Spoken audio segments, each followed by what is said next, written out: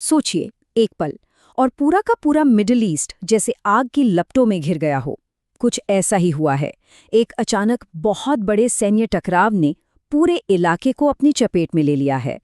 तो चलिए समझते हैं कि आखिर ये सब हुआ कैसे और क्यों।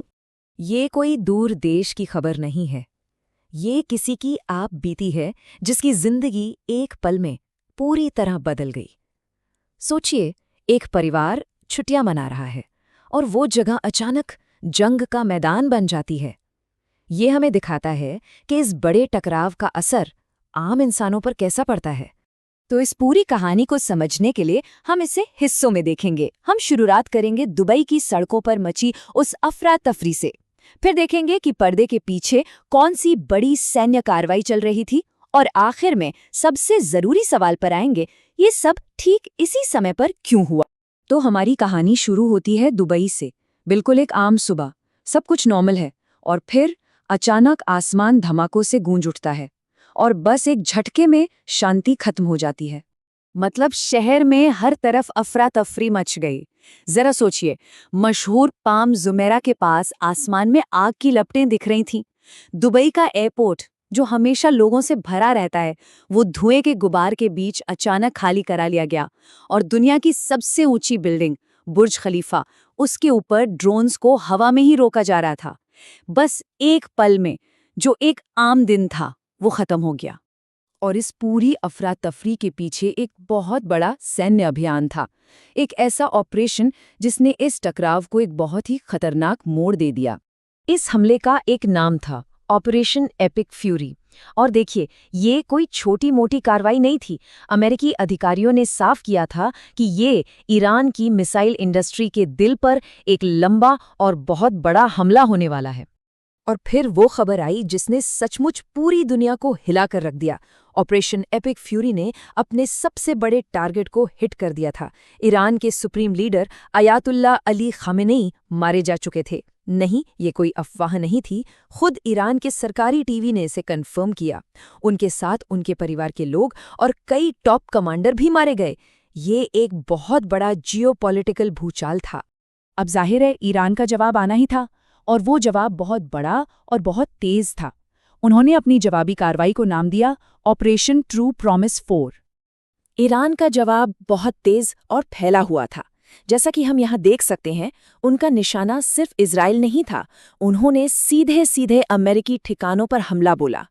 बहरीन में मौजूद 5th फ्लीट का बेस हो, कतर का विशाल अल उदीद एयर बेस हो, या फिर पूरे इलाके में फैले लगभग 27 अमेरिकी ठिकाने, ईरान का संदेश एकदम साफ था।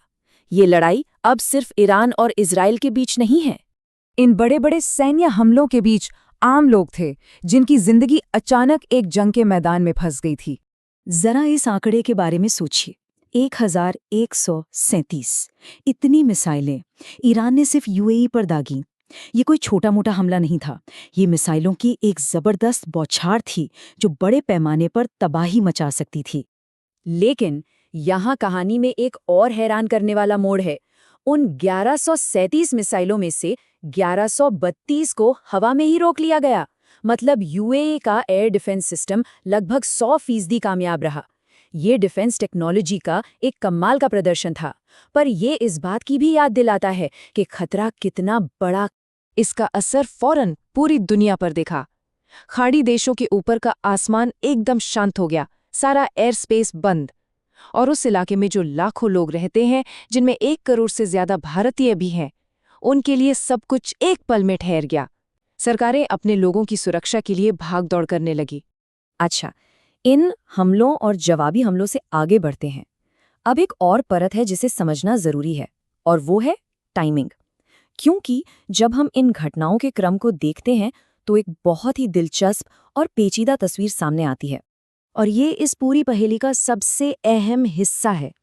हमला शुरू होने से ठीक 48 घंटे पहले भारत के प्रधानमंत्री नरेंद्र मोदी इजराइल में एक बड़ी डिप्लोमैटिक विजिट पर थे। तो क्या ये सिर्फ एक इत्तेफाक था, या फिर कूटनीति और जंग का कोई बहुत बड़ा खेल चल रहा था? अच्छा, अब जरा पूरी टाइमलाइन को देखिए एक एक करके। 25 और 26 फरवरी को भारतीय प्रधानमंत्री इजराइल में हाई लेवल मीटिंग्स कर रहे हैं। ठीक अगले दिन 27 फरवरी को ओमान के अधिकारी कहते हैं कि अमेरिका ईरान के बीच शांति समझौता बस होने ही वाला है। और फिर 28 फरवरी को ऑपरेशन एपिक फ्यूरी शुरू हो जाता है। और तो और हमले के बाद पता चलता है कि इसकी प्लानिंग तो हफ्तों से चल रही थी।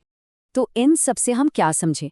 एक तरफ दुनिया को दिखाने के लिए शांति की कोशिशें हो रही हैं, दूसरी तरफ पर्दे के पीछे युद्ध की तैयारी चल रही है। क्या ये कूटनीति सिर्फ एक दिखावा थी, एक ऐसे हमले पर पर्दा डालने का तरीका जिसकी प्लानिंग पहले से ही हो चुकी थी? ये एक परेशान करने वाला सवाल है, और ये हमें जियोपॉलिटिक्स की उस शतरंज की याद दिलाता है जो अक्सर बहुत उलझी हुई और धोखे से भरी होती है।